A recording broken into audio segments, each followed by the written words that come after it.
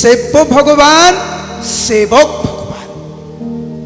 সেব্য ভগবান হচ্ছেন ভগবান রাম, সেবক ভগবান হচ্ছেন ভগবান লক্ষণ বা বলরাম।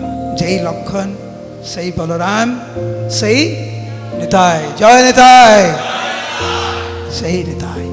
লক্ষণকে ভগবান রাম যখন নিষেধ করলেন যে তোমাকে যেতে লাগবে না, নাছোড়বান্দা মন ছিল, ক্রন্দন করেছিলেন, অনেক রাজি হলেন। আপনারা জানেন ভগবান রাম কত বছর বনে ছিল?